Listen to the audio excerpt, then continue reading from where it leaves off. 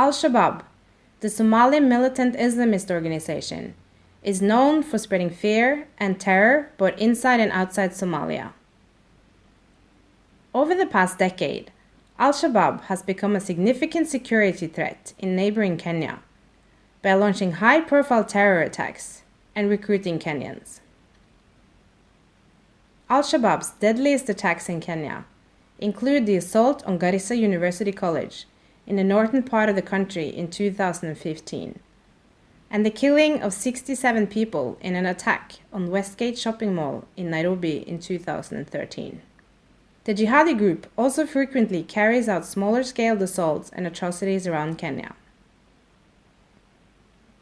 Kenyan state security agencies, including the police, have often responded heavy-handedly to such terror incidents. In response to the Westgate Shopping Mall attack, the state launched Operation Usalama Watch in Isali, a Nairobi neighborhood largely populated by people of Somali background. With the aim of exposing harbors for terrorists and detecting illegal Somali immigrants, state security agencies raided homes and businesses and incarcerated thousands of residents. However, the way in which this was undertaken has led to criticism from international, national, and local organizations, accusing the Kenyan government of human rights violations. And despite their efforts, Kenyan security forces are still struggling to counter terrorism and radicalization.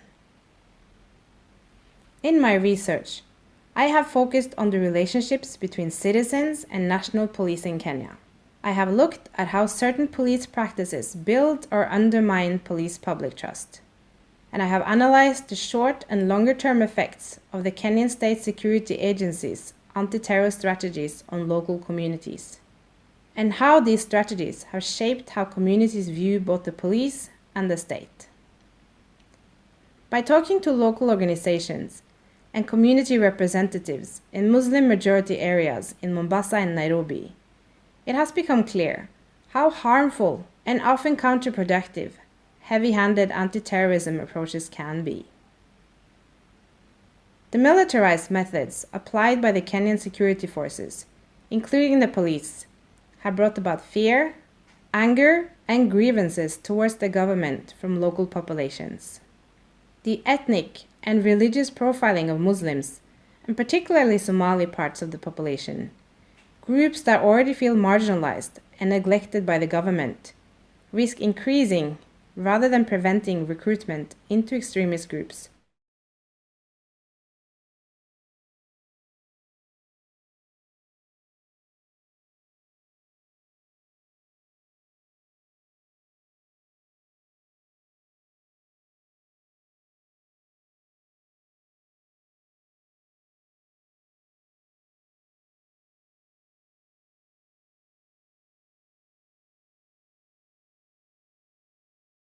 Top-down and violent police practices often impair and damage the relations between the police and communities.